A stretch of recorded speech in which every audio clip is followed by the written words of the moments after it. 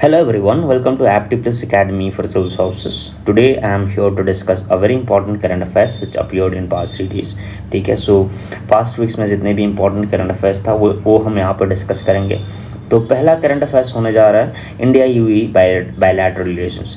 तो recently we have seen that the India has inked a pact of civil nuclear cooperation. So India and UAE has signed a civil nuclear cooperation, and for this reason this news is important, and in this context we will understand about the India UAE bilateral relations, which is important for GSP to take it, which is the international relations. And this is the news highlights you can see here. Okay, so I have highlighted the important points here, you can read here. But what is it important here we need to understand about from the UPSC prelims, mains and interview prospect is the India UAE bilateral relation. ठीक है, तो India UAE का जो bilateral relations है उसको हम समझेंगे. तो इंडिया यूएई का जो बायलैटरल रिलेशंस है ये हिस्टोरिकली भी इम्पॉर्टेंट है. ठीक है, and in the recent year it has ग्रोन्ड manifold. ठीक है, तो UAE has become the India's second largest export destination and third largest trading partner. ठीक है, and apart from that UAE is the fourth largest investor in India. So for this reason the UAE is important, and recently India also had signed the SEPA, ठीक है, which is the Comprehensive Economic Partnership Agreement, and this was implemented in 2022. ठीक है, and ये SEPA काफ़ी successful रहा इन दोनों country के बीच में. SEPA के चलते इन दोनों कंट्री के जो ट्रेड है इसके वॉल्यूम में 15% इंक्रीज़ हुआ, and apart from that there was increasing non oil trade. ठीक है, जो ऑयल के बावजूद भी दूसरा जो ट्रेड होता है इन दोनों के बीच में 20% इंक्रीज़ हुआ. तो for this reason the CEPA was also successful. Now let us discuss in detail about the relations. ठीक है, तो understanding about the significance of UAE. Why is UAE so significant for India? ठीक है, the main important reason is the strategic location of UAE. तो if you see UAE in the map, ठीक है, तो ये located है कहाँ पे? Persian gulf and gulf of Oman Arabian peninsula में लोकेटेड है. तो इसीलिए यहाँ पे कुछ इंपॉर्टेंट गल्फ्स हैं जो इम्पॉर्टेंट है. ठीक है, तो अगर हमको यूरोप रीच करना है तो हम लोग यहाँ से पास होते हैं. ठीक है, अगर if you have to reach the African countries, then we have to pass through the Arabian Peninsula. Then if you have to reach the Arabian Peninsula, other countries, Saudi Arabia, Bahrain, Qatar, etc., we can use United Arab Emirates. ठीक है, तो UAE is the important area, and this serves as the gateway to the Gulf. ठीक है, तो it can work as the gateway to the Gulf. तो you can use this keyword in your mains answer writing. ठीक है, and UAE serves as India's economic springboard for the Middle East and North Africa region. ठीक है, तो Middle East and North Africa region में reach करने के लिए we can basically utilize the relation that India has with the UAE. ठीक है, तो for this reason this is important, and India's third largest trading partner, the bilateral trade reached $84.5 billion. ठीक है, तो ये काफ़ी बड़ा ट्रेड वॉल्यूम होता है. ठीक है, तो this is a huge amount of trade volume that any country shares with India. तो for this reason this is a very important country, and the CEPA भी जो साइन किया था ये सक्सेसफुल था. We discussed about it. ठीक है, and UAE का जो स्ट्रैटेजिक लोकेशन है, एंड यहाँ पे यूएई में वर्ल्ड क्लास इंफ्रास्ट्रक्चर भी है. ठीक है, तो यूएई काफ़ी ज़्यादा डेवलप्ड कंट्री है due to abundance of natural resources. UAE is a one of the most developed regions in the Middle East. ठीक है, in the Arabian Peninsula. For this reason UAE is a strategic country for India, right? So it can make an ideal re-export hub for the Indian goods to Africa and Europe. ठीक है, तो ये बहुत ही important point है. ठीक है, री export hub. तो हम लोग अगर ट्रेड करना है, ठीक है, if India has to trade with the European countries और the Arabian countries or the African countries, we can use the basis in UAE. ठीक है, तो as the re-export hub. ठीक है, तो as a re-export hub. तो for this reason as well the UAE can act as a bridge between India and other countries, and energy security के लिए तो ये काफ़ी important है ये, because India is the major importer of the crude oils in the world, and India imports a huge amount of crude oils from the world, right? तो India का जो 80% से ज़्यादा जो ऑयल का रिक्वायरमेंट है वो इंपोर्ट से ही मीट होता है। तो for this reason we depend on the oil import and crude oil जो है हम यूएई से सिक्योर कर सकते हैं, right. India is fourth largest crude oil supplier. तो इंडिया का जो fourth largest crude oil supplier है यूएई, ठीक है। तो अभी Russia is the largest supplier of crude oil, ठीक है, for your general knowledge fact. तो यूएई भी काफ़ी इंपॉर्टेंट ऑयल सप्लायर है इंडिया का, so far as the crude oils are concerned. And oil imports from UAE surged by 81% in January 2024, ठीक है। तो ऑयल इंपोर्ट और ज़्यादा इंक्रीज हुआ है recently due to various wars such as the Russia Ukraine war. Iran से भी India काफ़ी हद तक इंपोर्ट करता है और क्रूड ऑयल्स, यहाँ से भी इंपोर्ट में डिस्ट्रप्शंस हुआ recently due to the Iran and Israel war, ठीक है। तो ईरान इजराइल वॉर्स भी हो रहा था मिडल ईस्ट में, राइट। तो for this reason the imports on oils were disrupted and the partnership aligns with India's ambitious goal of achieving the 500 gigawatt of renewable energy capacity by 2030, ठीक है। तो दोनों कंट्री जो इंडिया टारगेट कर रहा है 500 gigawatt of renewable energy capacity 2030, ठीक है। तो इसीलिए भी एक कंट्री जो है इम्पॉर्टेंट है, राइट।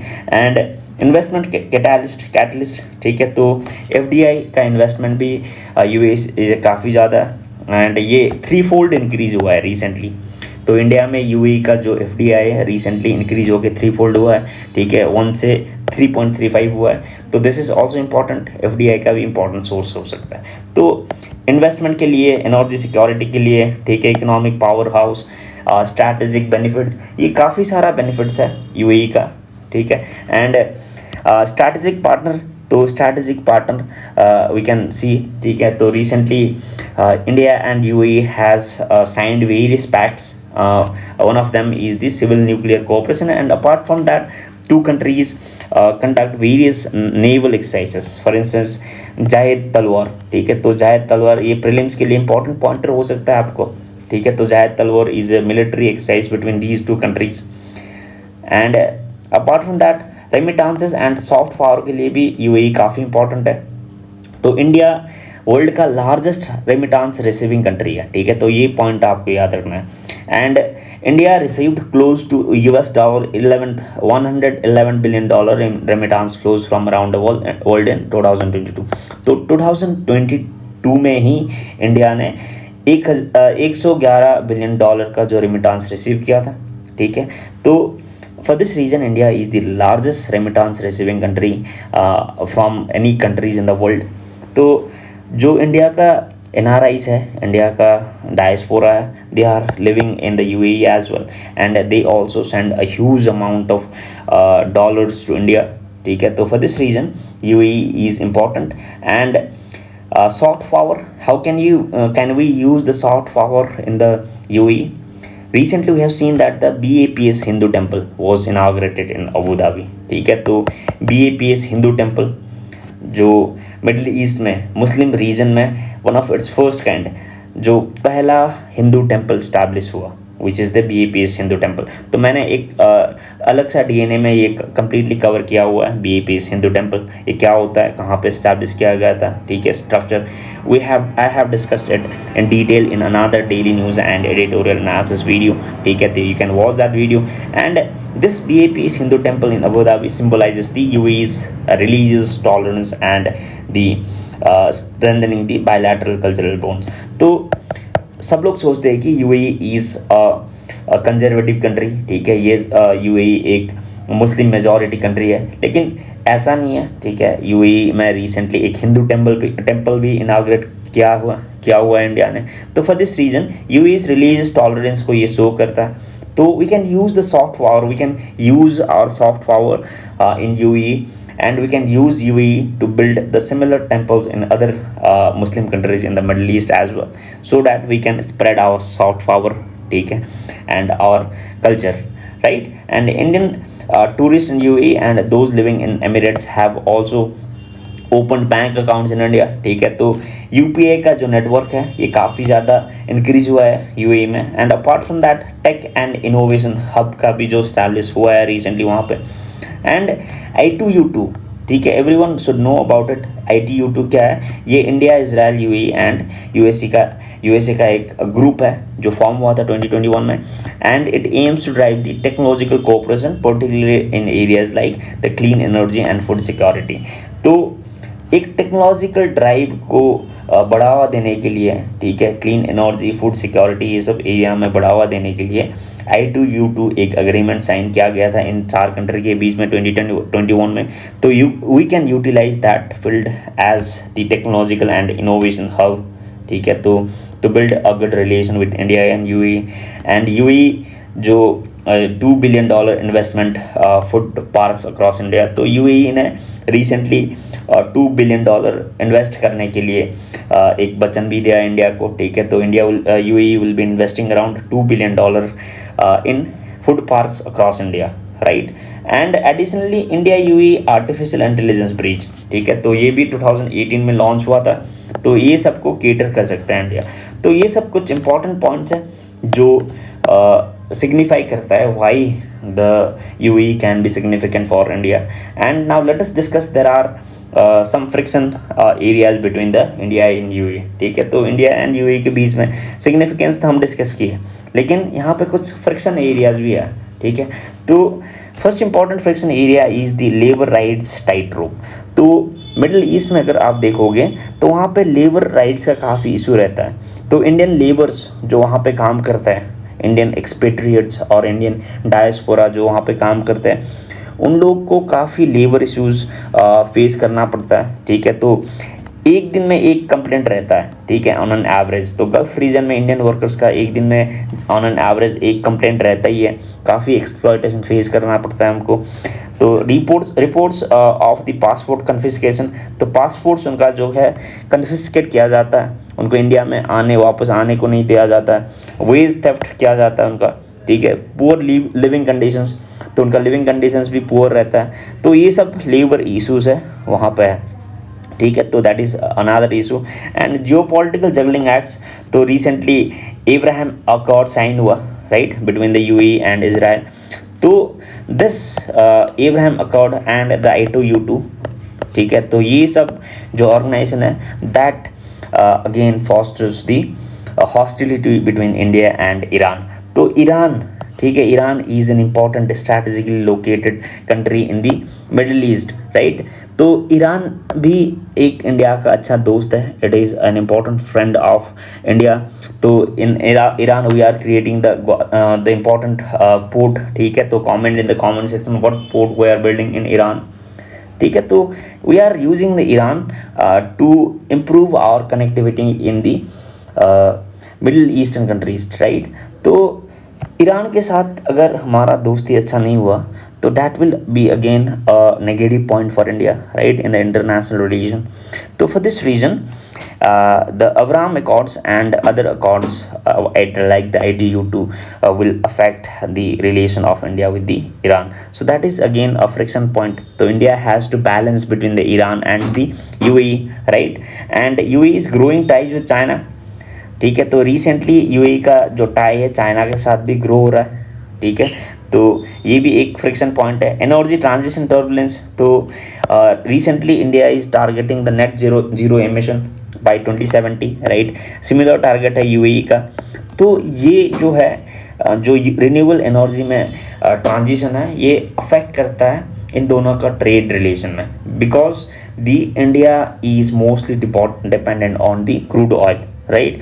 तो अगर क्रूड ऑयल के इकोनॉमी के बाद अगर इंडिया शिफ्ट होता है रिन्यूएबल एनर्जी सेक्टर के through, then that will affect the relation between two countries, right, because the India's import is mostly the crude oil, ठीक है, which is non renewable. So that will affect the trade. And next is the trade imbalance tangle, right? Despite the growing trade volumes, a significant imbalance poses. तो इन दो country के बीच में trade imbalance भी है, ठीक है. तो there is trade deficit. India has a trade deficit with the UAE which is around 16.78 billion dollar, ठीक है. तो इतना ज़्यादा ट्रेड डेफिसिट भी है. तो that will again affect the relation between two countries, right? India will try to reduce the trade deficit. ठीक है। तो ये सब जो कुछ इफेक्ट है, नेगेटिव इम्पैक्ट है, ठीक है, जो इन दो कंट्री के बीच में एज अ फ्रिक्शन काम करता है, right. And apart from that there is issue of maritime security, right. In the middle eastern region there is issue of maritime security such as the Somalia coast. तो ये यहाँ पे अगर coast देखोगे, ठीक है, in these regions there is huge amount of the trade security issues as well, right? Piracy is the issue. The piracy happens there, right? So piracy is an important issue there. So these are the friction areas between these two countries. Then what measures can India adopt to enhance the relations with the UAE? तो क्या कर सकते हैं हम? What might be the way ahead? The digital diplomacy drive. Since India is the IT prowess, जो information technology जो India का power है, we can utilize that, ठीक है। तो we can utilize that to ensure the better connectivity, better use of the shift from the crude oil. तो crude oil trades है उसके उससे हम शिफ्ट हो सकते हैं। We can use the soft power and apart from that we can exchange the service, ठीक है। सर्विस सेक्टर जो इंडिया का इम्पोर्टेंट सेक्टर है, right. We can replace the crude oil trade by the service sector, ठीक है। Otherwise we can increase the volume of the trade in the areas of service sector, right? And green energy corridor, we can also establish the green energy corridor such as the India UAE green energy corridor, skill bridge program, ठीक है। तो दोनों countries के बीच में जो labours है, India से जो लेबर जा रहे हैं उनको नया टेक्नोलॉजीज के थ्रू स्किल दे सकते हैं हम। For instance the AI, sustainable technologies, right, fintech, agritech, health take.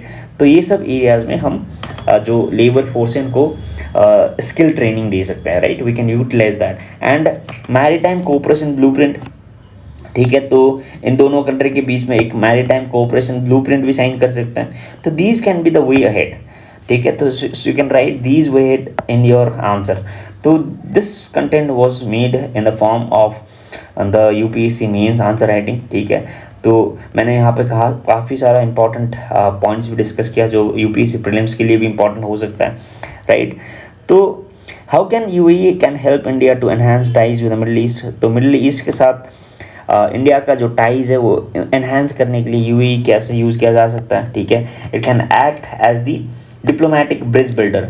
तो यूएई एक डिप्लोमेटिक ब्रिज बिल्डर के तरह काम कर सकता है India and middle eastern countries के लिए, ठीक है। तो एक एग्जांपल यहाँ पे आप कोट कर सकते हो विच इज़ दी 2021 में इंडिया जो यूएई है इसने इंडिया एंड पाकिस्तान के बीच में एक टॉक, ठीक है, तो बैक चैनल टॉक को फैसिलिटेट किया था। So this can be coated, ठीक है। तो similarly in the future challenges between the India and UAE, India and other countries, hostile countries relations such as the India-China relations, India-Pakistan relations, etc. UAE can act as the bridge builder, right? It can act as the mediator between these two countries, right? Economic integration catalyst. तो economic integration के लिए भी ये as a catalyst काम कर सकता है। जो सेपा था इन दोनों कंट्री के बीच में सक्सेसफुल था, राइट। तो ये सक्सेसफुल कैंपेन को हम other we can spread this CEPA with the other countries as well. We can use CEPA as a tool to enhance the trade relations of India with other countries in the middle east, right.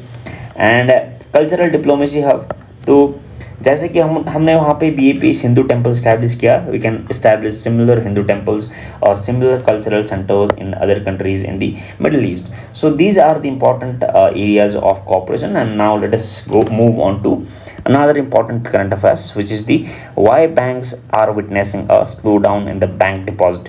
तो ये Indian express explain section में आया था recently, ठीक है। तो recently Indian banking sector में क्या हो रहा है कि देयर इज राइजिंग क्रेडिट, ठीक है। सो क्रेडिट का ग्रोथ हो रहा है बट क्या है, डिपॉजिट का डिक्लाइन हो रहा है, राइट। जिसके चलते क्या हो रहा है, क्रेडिट टू डिपॉजिट रेशियो में क्या हो रहा है, काफ़ी ग्रोथ हो रहा है, ठीक है। तो ये एक प्रॉब्लम है इंडिया के जो इकोनॉमी के लिए, क्योंकि क्रेडिट अगर ज़्यादा हुआ, डिपॉजिट कम हुआ तो बाद में क्या है, जो बैंक के बैलेंस शीट में अफेक्ट कर सकता है। Banks asset and liability mismatch हो सकता है। तो for this reason this topic is important. तो कॉन्टेक्स्ट रिसेंटली क्या है कि RBI has expressed concerns over the slower growth in deposits compared to the credit in the banking sector, ठीक है। तो RBI ने रिसेंटली कंसर्न एक्सप्रेस किया है so far as this topic is concerned। and what is the credit to deposit ratio?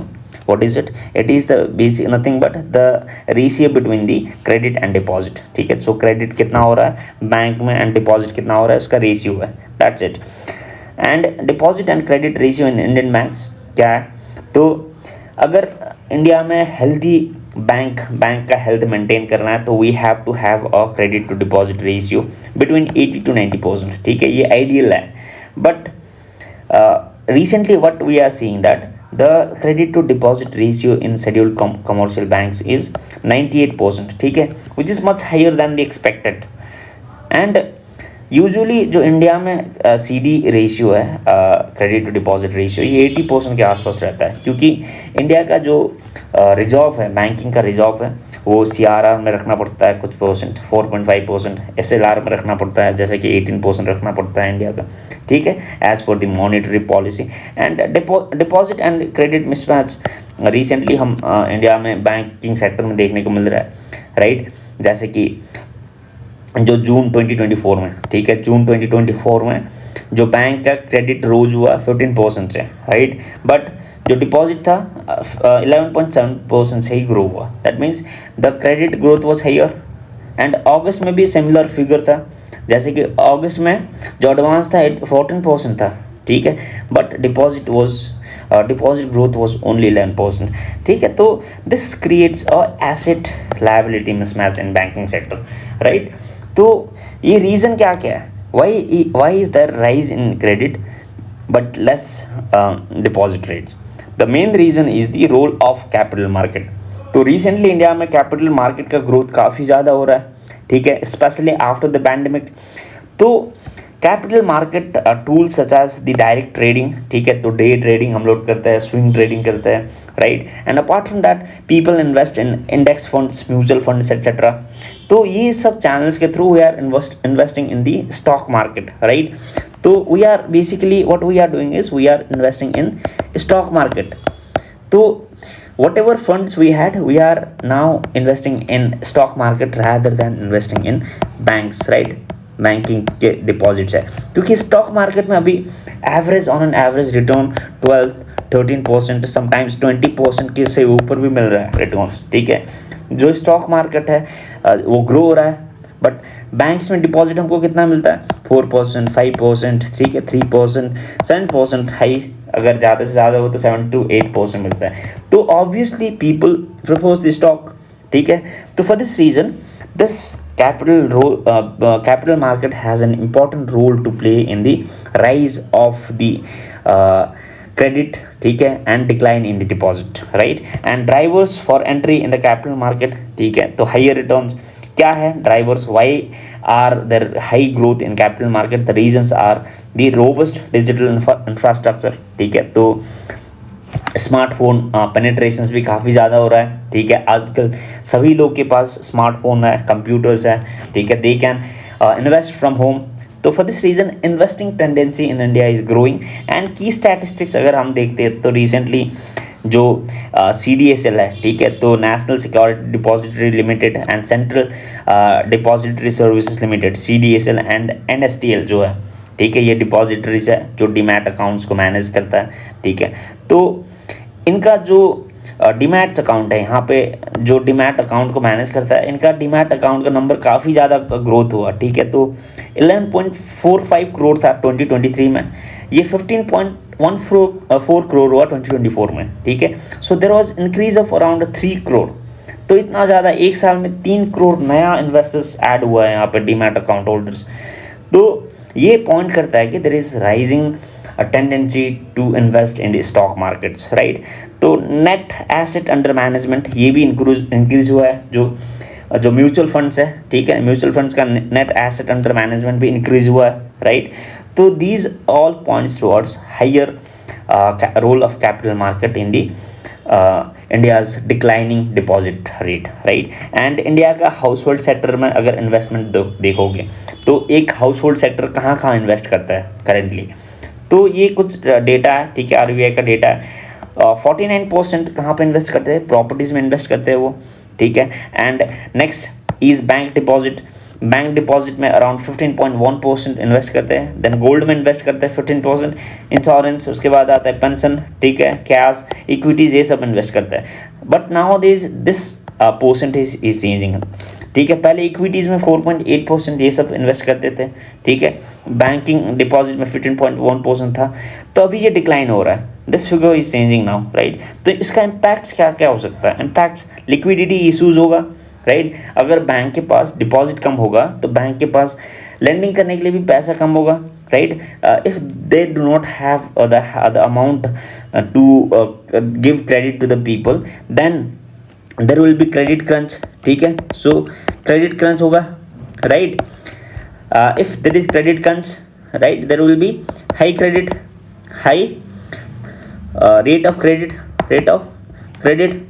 अगर high rate of credit होगा तो there will be low investment, right, क्योंकि बोरोइंग कॉस्ट ज़्यादा होगा। इसके चलते क्या होगा, लो एम्प्लॉयमेंट, ठीक है, एम्प्लॉयमेंट में कट होगा, राइट, एम्प्लॉयमेंट रेट भी कम होगा, ठीक है। तो इकोनॉमी में ओवरऑल इम्पैक्ट होगा, जीडीपी पे इम्पैक्ट होगा ओवरऑल, तो रिपल इफेक्ट होगा, that will lead to ripple effect in the economy due to this, right. And high interest rate, we discuss about it, ठीक है। हाई नॉन परफॉर्मिंग एसेट्स भी होगा, अगर क्रेडिट ज़्यादा हो रहा है, डिपॉजिट कम हो रहा है, तो जो एनपीए वो भी इंक्रीज होगा, right, because CD ratio high means there is high credit, ठीक है। बैंक क्रेडिट दिए जा रहे हैं बट डिपॉजिट लो है, जिसके चलते नॉन परफॉर्मिंग एसेट्स भी ज़्यादा होगा, राइट। इन्फ्लेशनरी प्रेशर होगा, ठीक है, तो बैंक्स में इन्फ्लेशन का जो भी प्रेशर होगा, so inflationary pressures would be there, right. So inflations would affect the economy again, bank का stability भी affect करेगा, right. So bank stability would be affected. So these are the important points that you need to know, right. Now way ahead, what can be the way ahead, we can collect more deposits by using their wide branch network. तो अब bank को जो branch का network है, they have to utilize that, ठीक है, and they have to provide the innovative products, ठीक है। So they have to launch new products to provide more benefits to the depositors, right. And banks should focus on mobilizing small deposits. So earlier banks used to rely on the higher amounts, take a big deposits. Now they have to mobilize the small deposits as well, right. And they have to provide important plans, innovative plans, etc., such as the SBI's Amrit Bistri scheme, ठीक है। So Amrit Bistri scheme of SBI offers 7.25%, ठीक है, interest on the deposit for 444 days. तो अगर आप 444 दिन के लिए इन्वेस्ट करते हो SBI का अमृत बृष्टि स्कीम के थ्रू, तो आपको 7.25% इंटरेस्ट रेट मिलेगा, ठीक है। तो ये जो परसेंटेज है, ये बैंक का डिपॉजिट रेट है, इससे काफ़ी ज़्यादा, ठीक है। So such kind of product, innovative product can be provided by the banks. And apart from that, bank of Baroda का आप एग्जाम्पल दे सकते हो, ठीक है, सच एज द मानसून धमाका, इसके अंडर भी जो डिपॉजिट रेट है, ठीक है, ये काफ़ी ज़्यादा है। तो these type of innovative schemes can be started by the banks, ठीक है। So these are the important points that you need to know about the current fiscal imbalance, right. Now let us discuss about the fiscal imbalance. तो ये important current affairs है, this is the third current affairs for today. तो recently India में fiscal imbalance का भी issue आ रहा है, तो इसीलिए fiscal imbalance और इसका types जो है आपका prelims के लिए important हो सकता है, prelims के लिए important रहेगा, right. तो fiscal imbalance, what is it? This is nothing but the government's future income streams do not match with the future debt obligation. तो अगर इंडिया में fiscal imbalance होता है तो इंडिया का डेट काफ़ी ज़्यादा होगा, बट इंडिया का इनकम कम होगा, ठीक है। और reverse can be also true, right, India का इनकम काफ़ी ज़्यादा होगा बट डेट कम होगा, राइट। जिसके चलते इंडिया में फिजिकल इम्बैलेंस हो सकता है, राइट। एंड इसका टाइप्स क्या क्या है, horizontal physical imbalance and the vertical physical imbalance, ठीक है। तो हॉरिजॉन्टल फिजिकल इम्बैलेंस में क्या होता है कि there is situation where the revenues do not match with the expenditures of different regions of the country, ठीक है। तो हॉरिजॉन्टल फिजिकल इम्बैलेंस में क्या होता है, the countries, the different regions of countries such as the West Bengal might have higher fiscal imbalance than the Maharashtra, ठीक है। Maharashtra might have lower fiscal imbalance than the Goa। तो ये जो reason based जो physical imbalance है उसको हम horizontal physical imbalance करते हैं, ठीक कहते हैं। And the vertical physical imbalance is imbalance describes as a situation in which the revenues do not match with the expenditure, ठीक है। तो अगर रेवेन्यू एक्सपेंडिचर के साथ मैच नहीं हो रहा है in the different levels of the government, ठीक है। For instance in the local government, right, in the municipalities, in the local self government such as panchayat, तो वहाँ पे हम we use the term the physical imbalance, right. तो ये difference आपको जानना है, हॉरिजॉन्टल फिजिकल इम्बैलेंस क्या होता है एंड वर्टिकल फिजिकल इम्बैलेंस क्या होता है। So these were the important current affairs that we discussed in this week's current affairs, ठीक है। So will be coming with the important current affairs for this week. Till then take care, thank you.